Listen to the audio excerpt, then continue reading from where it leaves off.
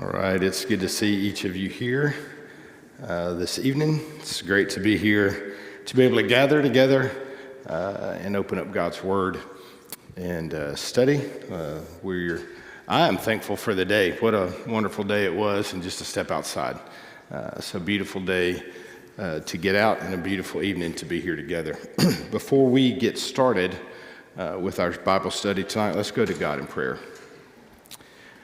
Our Father in heaven, we are grateful to be able to come before your throne tonight, to call you our Father, to be called your children. Lord, we are grateful for your word. We're grateful that this has been preserved for us for so many years, Lord, to give us a roadmap, to give us direction, instruction, and guidance on how we should live,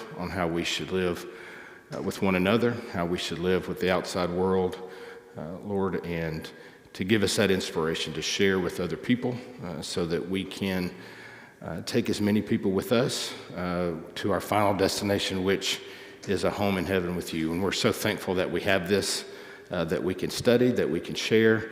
Lord, please give us understanding of the things that we study and the willingness to apply them to our life and also share them with others. We're so thankful for this avenue of prayer that we know that we have because of your Son. It's in his name that we pray. Amen. All right, so tonight we'll be in 2 Samuel, starting the class out will be in chapter 2, and hopefully get through the first part of chapter 5. So last week we looked at the defeat of the Israelites by the Philistines, the death of Saul and 3 of his sons, including Jonathan, and David and his men back in Ziklag for a few days after defeating the Amalekites. When a weary person approaches David and confesses and just tells him that he had killed King Saul. He came across him in the battlefield. Saul was injured, and he asked this individual to kill him so that he would not be caught by the Philistines. And this individual said that he took his life and he brought his crown and brought it to David. And I feel as if he was probably doing this to get, so that David would kind of show him a little bit of love. He would get on his side, but that didn't turn out, I believe, the way that the individual thought it would, because David literally told him, he said, "How is it that you're not afraid to put forth your hand to destroy the Lord's anointed?" Then David called one of the young men and said, "Go near and execute him." And he struck him so that he died. So this individual that came up to David to tell him that his enemy for the last 10 to 15 years has been killed, David did not take that news well, that he had done it, and so he killed him. This is going to be important to note. We're going to see David's reaction to similar situations a couple of times in our lesson tonight, and bringing them all together kind of helps us look at David and his character and how he acted. But David writes this song called the Song of the Bow, and he told people to go and teach it to the children of Judah. And this is a very common practice back then, where there would be an event, something significant that happened. They would write a song, and then they would use that song to teach others about that event. And so that's what he does here. So we're ending up with no king in Israel. David is in Ziklag. The city is burned by the Amalekites. And now he knows that he's the next king. He's the next person in line to be king of Israel. He understands that. Saul understood that. Jonathan understood that. So many people in the kingdom would have understood that. And then David seeks guidance from God, which he has done over and over and over again. And so in chapter 2, it starts out, "It happened after this." Okay, this is after he had executed this individual. We have that song of lamentation. "As it happened after this, that David inquired of the Lord, saying, 'Shall I go up to any of the cities of Judah?' And the Lord said to him, 'Go up David said, "Where shall I go up?" And he said, "To Hebron." So David went up there, and his two wives also, Ahinoam and the Jezreelitess, and Abigail, the widow of Nabal, the Carmelite. And David brought up the men who were with him, every man with his household. So they dwelt in the cities of Hebron. So David is established in a new city now that God sent him to. And Hebron is, I got 3 arrows all pointing right there. So you can kind of see where it's at. It's in Judah, but it's in the lower part of what would have been called Israel, and it's just south of Gibeah where Saul's house is. There's no king of Israel. So there's going to be some timeline that we look at here that when you look at it and you read and you start trying to compare, it could get confusing. And one of the things that I mentioned last week that I think is very important, what we're reading here is historical events of things that happened, right? We're seeing things. You go through 1st and 2nd Samuel, and it talks a lot about that, Kings and Chronicles. But what we have to understand is the history that we're reading is not like you would read a history book today, where you would open it up and they would go through the exact, like this is the exact timeline in this many years, and you can track everything back to the day and the month and the year. That's not what happens here. There's some things that are kind of left out because they're not important. What was saved and what was preserved for us were things that that were thought to be beneficial to us. And again, the history that we see in the Old Testament is not merely historical events, but the cause and effect events between the relationship with humans, us, and in this case, the Israelites, and God. And so I'll mention a few things as we go through because we'll look at some time frames that we hear a few times in the lesson tonight that, again, might be a little confusing. But there's no king of Israel. There's no king in Judah. And so the men of Judah make a move to appoint a leader. So starting in verse 4 says, "Then the men of Judah came, and there they anointed David king over the house of Judah. And they told David, saying, 'The men of Jabesh Gilead were the ones who buried Saul.' So David sent messengers to the men of Jabesh Gilead and said to them, 'You are blessed of the Lord, for he has shown this kindness to your Lord, to Saul, and you've buried him. Now may the Lord show kindness and truth to you. I also will repay you this kindness because you have done this thing. Now therefore let your hands be strengthened and be valiant, for your master Saul is dead, and also the house of Judah has appointed me king over them.'" So if you remember that, and I don't have the slide with the map, but that city of Jabesh Gilead was in the northern part of Israel. So they were in the northern kingdom, or what at this point would be Israel versus Judah, what we're going to talk about. So David is understanding that it would benefit him to have friends in the north. And so he just lets them in know. And he's not the only reason he's doing that. He truly, I would say he's truly thankful that they did what they did. Because as you saw when Saul died, he mourned the death of Saul. He mourned the death of Jonathan. And these men went up and saved Saul and Jonathan from being ridiculed any longer by being hung on the way. So he truly was grateful for that. But again, he's reaching out to them and saying, "Hey, we're friends. And right now I'm the king of Judah." Just kind of laying the land there. It promises to repay them that kindness. So they know they have a friend. So he establishes there himself as the right successor to Saul, and again knows it's going to benefit him to have friends in the north. So David had been a blessing, right, to the people of Judah while, a year and 4 months, so 16 months prior to the defeat of the Israelites, prior to the defeat of Saul and killing of Saul and Jonathan and all of that. We saw David in Ziklag, and he was out, and he was raiding the enemies of Judah. Okay, so he had been doing that for a while. He had endeared himself to them. He would often send spoils of those raids back to the people of Judah. And so now we see he had set those relationships up. God sends him to Hebron, and they approach him and make him king over Judah. And so he's in Hebron here. His two wives are actually from cities that are in that area as well. So if you look back at their lineage, they were both from in that area, so there would have been familial connections for the family from where God sent him as well. David continues to operate shrewdly on his path to the throne.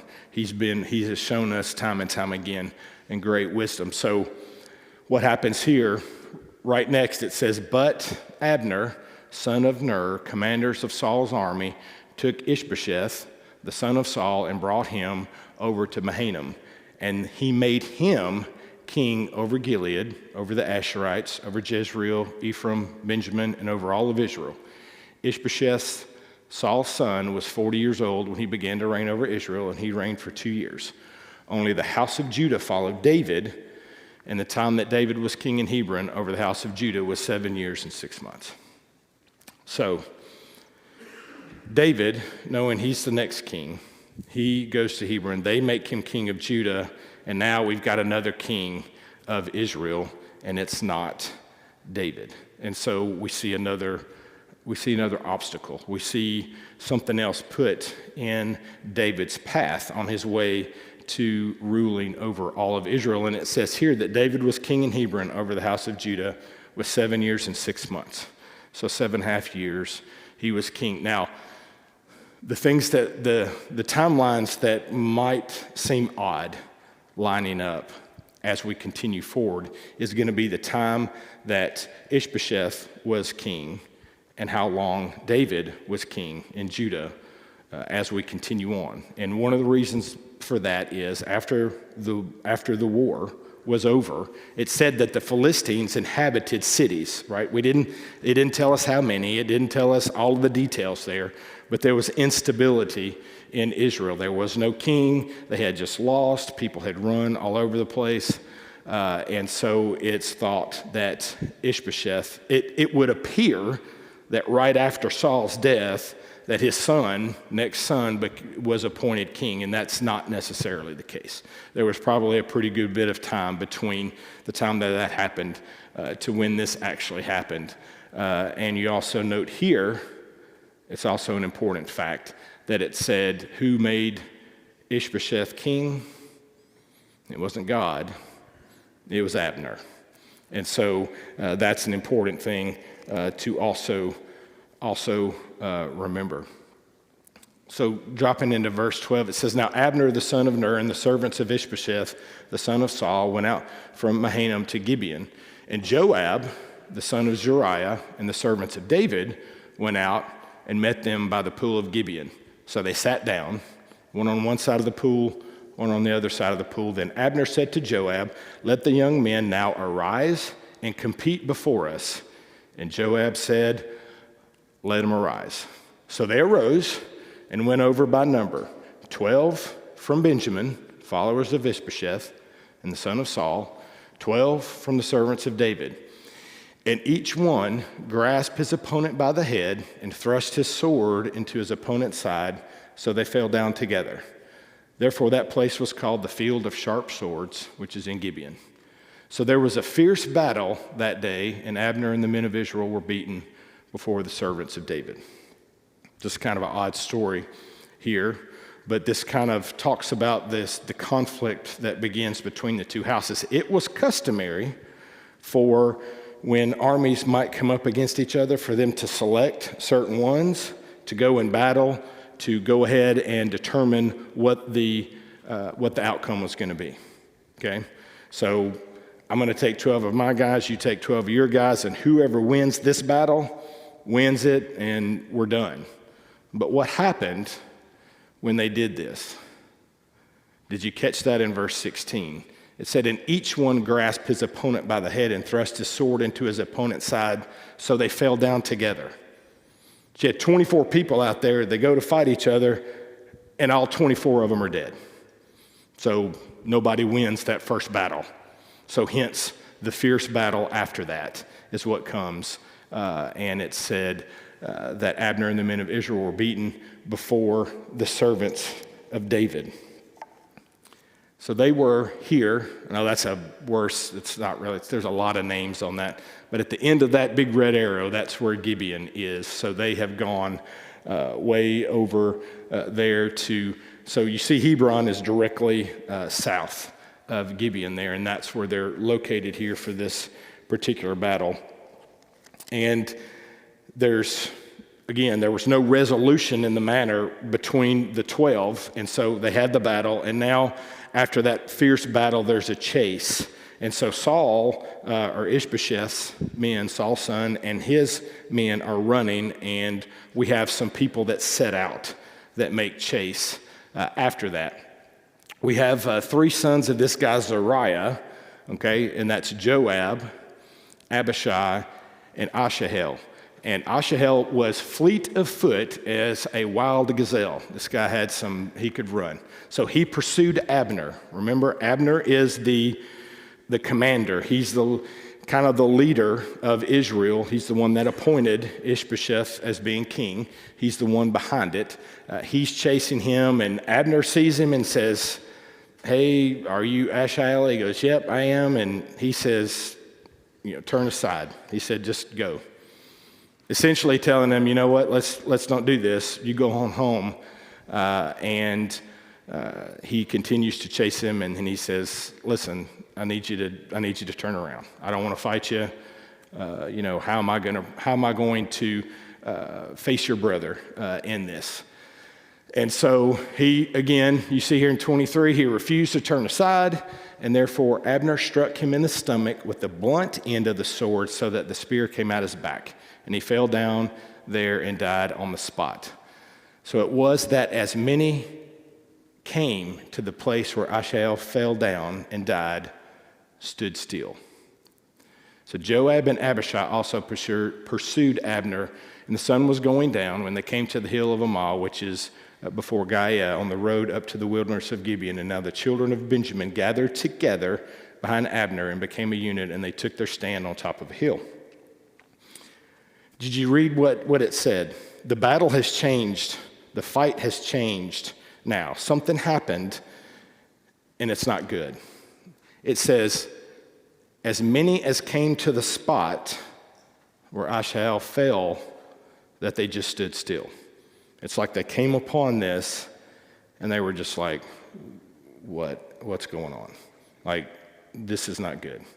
They recognize that what they're doing, this fight amongst themselves, is not good, and it's had an effect of this chase, of this battle, if you will.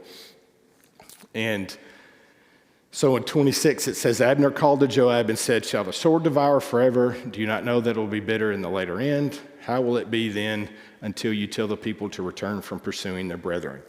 Joab said, "As God lives, unless you had spoken surely, then by morning all the people would have gone up pursuing their brethren." So Joab blew a trumpet. All the people stood still, did not pursue Israel anymore, nor did they fight anymore.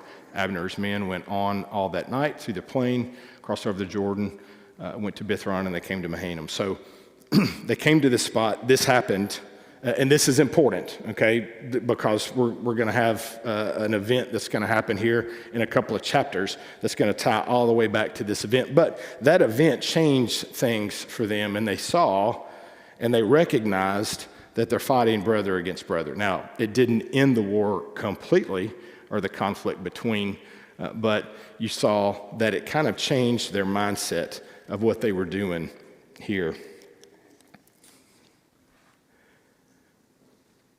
And we also see Joab. It says, Joab returned from pursuing Abner, and when he had gathered all the people together, they were missing of David's servants 19 men and Asahel. But the servants of David had struck down of Benjamin and Abner's men 360 men who had died. And they took up Asahel, and they buried him in his father's tomb, which is in Bethlehem. And Joab and his men went all night, and they came back to Hebron at daybreak. So, big victory on David's part here. So, instead of going through and chronicling all of the battles and all of the bad things that happen on and on, the writer opens up chapter 3. It says, "Now there was a long war between the house of Saul and the house of David, but David grew stronger and stronger, and the house of Saul grew weaker and weaker. So the next paragraphs, they move through the conflict between Judah and Israel, but remember, we're told that David ruled in Judah for 7.5 years. And so it says there's a long war. So it was significant, the amount of time. We just don't have all of the battles. It was not deemed necessary for us to have all of that information. We see that as it continued, David became stronger, and the house of Saul, which was Ishbosheth and Abner, they became weaker and weaker. Then we get some introductions here to some different people. Verse 2 says, and sons were born to David at Hebron. And now it goes through his firstborn son, and we see Amnon of Ahinoam, the Jezreel. We've heard of her, right? He brought her with him. His second was from Abigail. We've heard of her. But none of the rest of them have we heard of yet. So it's thought that David, while he was at Hebron, had gathered, I don't know what you say, had more wives, got more wives. Gathered sounds terrible. But more wives, okay? We see them here. And I've bolded one of those because it's kind of important, I think, and we're going to look at some of the history. You've obviously, probably, if you've studied David at all, Absalom is a name that is very common, and we kind of know what happened with Absalom and David. Absalom was the son of the daughter, okay, and the daughter, Maacah was her name, and the daughter was the daughter of Talmai, the king of Geshur. So that's kind of an important point. We know the lineage of Amnon and of Abigail, and now we know the lineage of Maacah, but we don't know the lineage of the other individuals that are on here, the other ladies that are mentioned that had sons. One thing that, Tim mentioned this in his lesson a couple of weeks ago, that prior to even a king being appointed of Israel, there were actually laws in the law of Moses that were given by God and written down for when there was. Okay, so you go back and you see Samuel, and when the people asked for a king, and Samuel was very upset. He was very offended at all of this, and God said, they're not rejecting you, they're rejecting me. God knew that was going to happen, obviously, and so way back in the law of Moses, there were laws put into place for those kings, okay? And it said, here they are, and oh man, it's Deuteronomy, I think it's chapter 17. It may not be, and I meant to put that on the slide, but it says, when you come to the land, this is in Deuteronomy, when you come to the land of which the Lord is giving you, the promised land, and you possess it and dwell in it, and say, I will set a king over me, like all the nations that are around me, you shall surely set a king over you. And here's some guidelines. Who the Lord your God chooses, one from among your brethren, you shall set as king over you. You may not set a foreigner over you, who is not your brother. He shall not multiply horses for himself. Now, what he's talking about here is increasing like military for so that they are dependent on themselves. Essentially saying you're not going to rise up this humongous military so that you rely on them and you no longer rely on God. That's the idea of multiplying horses, okay? You shall not multiply horses for himself, nor cause the people to return to Egypt to multiply horses. That was a good source of that down in Egypt. For the Lord has said to you, you shall not return that way again. Neither shall he multiply wives for himself, lest his heart turn away, nor shall he greatly multiply silver and gold for himself. So we've got some guidelines for the kings when they come into rule. We've already had one, and that's Saul. And now we've got King David coming up as being king.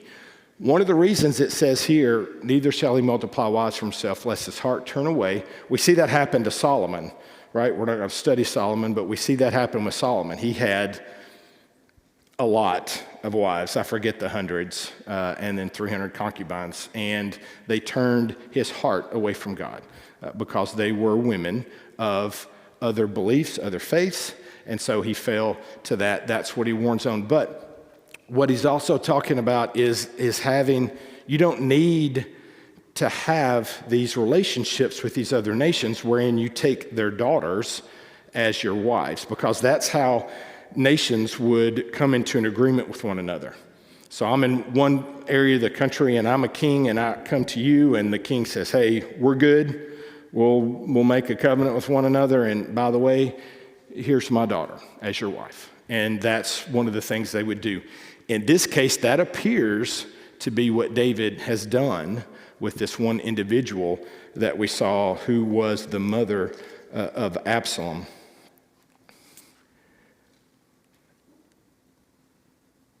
So here at the very top, you see Manasseh, the big green blob up there. At the very top of that is Gesher. Okay, that's where the king was, his daughter was from there. That was David's wife. That's a part of the land where they never drove all of the inhabitants out. We talked about that a few weeks ago. If you look in Judges, it talks about that where God told them to drive them all out or to utterly destroy them, and they didn't do it. This is one of the areas where they didn't do it. So you had Gesher that was up there in north of Manasseh. And so that's where David's, one of his wives is from, and Absalom was his mother. So another directive in the law for governing kings was this, that he shall write a copy for this in a law, in a book.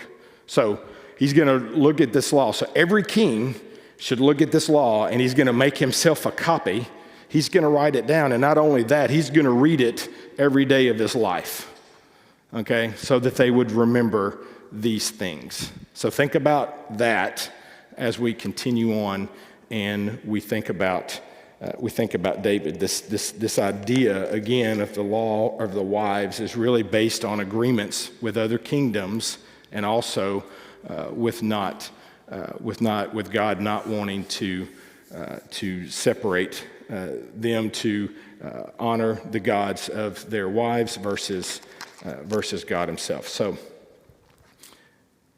remember that. We're going to come back to that in our study. So starting in verse 6 of chapter 3, this is where we see that Abner really is the guy that's pulling the strings. Okay, he's the puppet master in this regime where he has put Ishbosheth up as king. He knew that he couldn't be king, right? But Saul had another son that was alive, and that made sense. So he made him the king. But here we see it kind of fall apart. This relationship between Abner and Ishbosheth, because Ishbosheth comes to Abner and says, "Hey, why are you laying with the concubine of my father?" And the reason he would be upset about that was another way that kings, when they would conquer another king, would take all of their wives into their possession as well. That was a sign of, hey, I beat you. All of what's yours is now mine. So that was a sign. So that's what Ishbosheth comes up to him and says, why did you do this? And then verse 8, then Abner became very angry at the words of Ishbosheth. Verse 9, may God do to Abner and so more and more also, if I do not do for David as the Lord has sworn to him, to transfer the kingdom from the house of Saul and set up the throne of David over Israel and over Judah from Dan to Beersheba. And he could not answer Abner another word because he feared him. So Ishbosheth was scared of Abner. We see Abner again. He's the one, obviously, that has been pulling the strings here for the couple of years at Ishbosheth. But he has now turned and said, you know what? We're done here. And maybe, this was not a good situation for him, this back and forth here, but also we saw that the house of Saul had become weaker and weaker. So the writing may have been on the wall for him, and he's like, you know what, we need to go ahead, and if I'm going to preserve my life, I probably need to go ahead and jump on the David train over here, because we know that's going to happen anyway. You see, Abner even said here where it says, if I do not do for David as the Lord has sworn to him. He also knew that David was supposed to be the next king. And so we have this falling out between the two. And then Abner sends messengers on his behalf to David. And he says, let's make a covenant. Okay? He's like, we've been fighting, but let's make a covenant. My hand shall be with you, and he'll bring all of Israel to you. I think that's kind of interesting. He's saying that, you know what, let's make a covenant, and if we do this, then I'll get everybody else on board for you to be the king. And David said, good, I'll make a covenant with you, but one thing I require, you shall not see my face unless you first bring Michal, Saul's daughter, when you come to see my face. So David sent messengers to Ishbosheth, Saul's son, saying, give me my wife Michal, whom I betrothed to myself for 100 foreskins of the Philistines. And Ishbosheth sent and took her from her husband, from Paltiel, the son of Laish, and her husband went along with her to Bahurim, and he wept behind her. So Abner said to him, go, return, and he returned. So David's, he says, you know what, yeah, I'll make a covenant, but first, I want my first wife back. And so the only two things that we see Ishbosheth as being king, the only thing he ever said was in our previous conversation where he confronted Abner and it didn't go too well for him. And the only act we see him make as king is this, having his sister taken from her husband and then returned back to David to make this covenant. And it says, now after this, Abner, he goes around to all the elders of Israel saying, in time past you were seeking David to be king over you. Now then, do it. For the Lord has spoken of David, saying, by the hand of my servant David, I will save my people Israel from the hand of the Philistines and the hand of all their enemies. So Abner goes around and he talks to all the tribes, and it points out specifically Benjamin, because that is the tribe that Saul was from. So he had to get them on board. And it says he got them on board. Then Abner went to speak in the hearing of David in Hebron, verse 19, that all seemed good to Israel and the whole house of Benjamin. So it's all good. So Abner, 20 men, verse 20, came with him to David at Hebron. So far they hadn't met each other, right? They had only sent messengers back and forth. So now Abner is actually going. He's going to see David, verse 20, at Hebron. And David made a feast for Abner and the men who were with him. Then Abner said to David, I will arise and go, gather all of Israel to my lord the king, that they may make a covenant with you, and that you may reign over all that your heart desires. So David sent Abner away, and he went in peace. So Abner's come down. He's separated from Ishbosheth. He's gone around to everybody and said, hey, we got everybody else on board. He's come to David. David is good with that. Okay, he's made him a feast, and now he sends him away in peace. Next chapter of the story, verse 22. At that moment, the servants of David and Joab came from a raid. Joab wasn't there when Abner was on site. Okay. Verse 23, when Joab and all the troops that were with him had come, they told Joab, saying, Abner the son of Ner came to the king, and he sent him away, and he has gone in peace. Then Joab came to the king and said, what have you done? He says, look, Abner came to you. Why is that you've sent him away, and he has already gone? Surely you realize that Abner the son of Ner came to deceive you, to know you're going out and you're coming in, and to know all that you were doing. So Joab comes back, and Joab is like the military leader on David's side, where Abner was the military leader on Ishbosheth's side. So they were colleagues, if you will, doing the same job for different people. And Joab comes and goes, you know what? All he did was come here to deceive you. He's not a good guy. Why in the world did you let him go?" So Joab decides to take that matter into his own hands. Verse 26, "And when Joab had gone from David's presence, he sent messengers." Joab, not David, sent messengers after Abner, who brought him back from the well of Sirah, but David did not know it. Now when Abner had returned to Hebron, Joab took him aside in the gate to speak with him privately, and there he stabbed him in the stomach so that he died for the blood of Asahel, his brother. So we talked about that story all at the very beginning. Joab gets revenge for his brother. So the guy that Abner poked in the stomach and killed, that stopped that one battle, that was his brother, so he kills Abner for that. David hears about it. Verse 28, "Afterward, when David heard it, he said, 'My kingdom and I are guiltless before the Lord forever of the blood of Abner the son of Ner. Let it rest on the head of Joab and on all his father's house. And let there never fail to be in the house of Joab one who has a discharge or is a leper, who leans on a staff or falls by the sword or lacks bread.' So Joab and Abishai, his brother, killed Abner because he had killed their brother Asahel at Gibeon in the battle."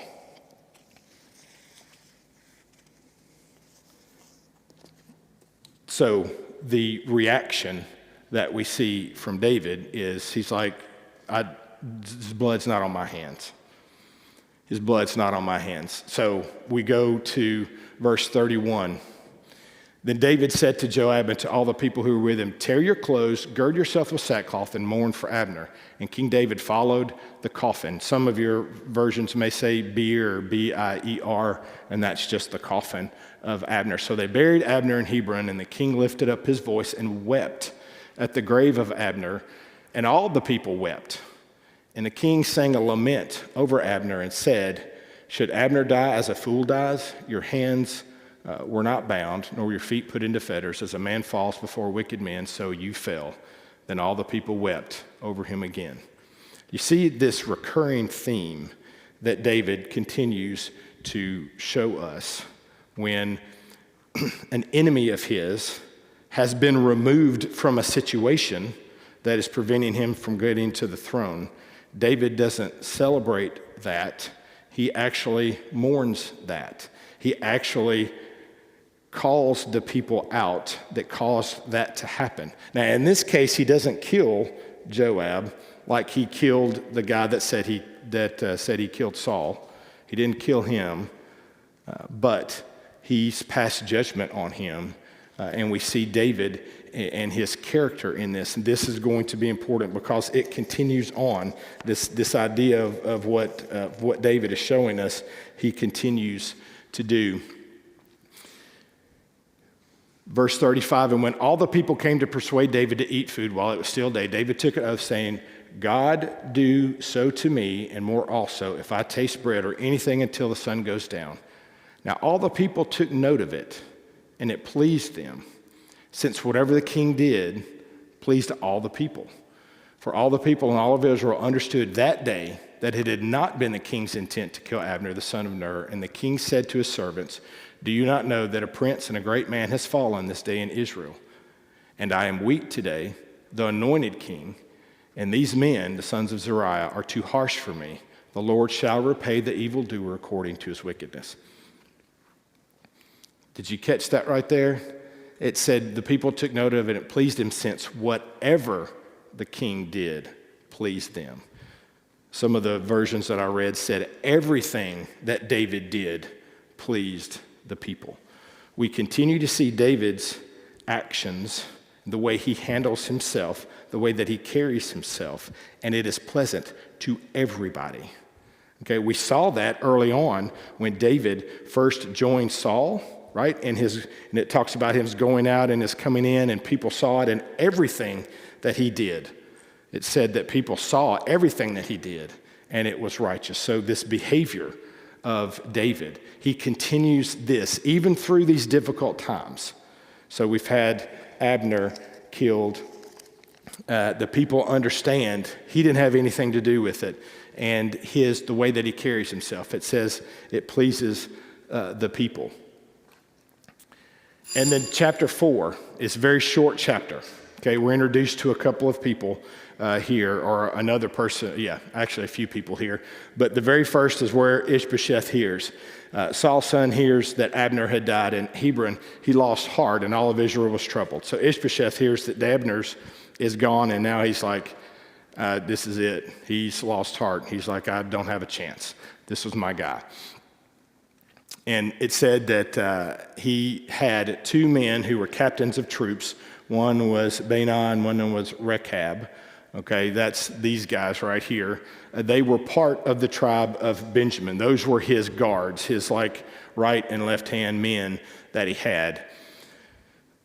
Interesting enough, we go from this, and for 1 second, there's a blurb right in the middle where we are introduced to Jonathan's son. Jonathan, Saul's son, had a son who was lame in his feet. He was 5 years old. When news about Saul and Jonathan came from Jezreel, his nurse took him up. She fled, and as it happened, she made haste to flee, that she fell. He became lame.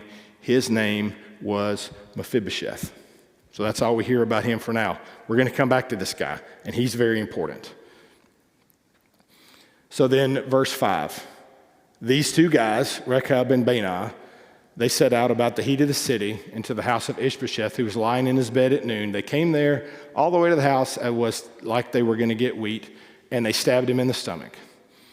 Then Rechab and Baanah, his brother, escaped. For when they came into the house, Ishbosheth was lying on his bed, the current king of Israel, in his bedroom, and they struck him and they killed him, beheaded him and took his head, and were all night escaping through the plain.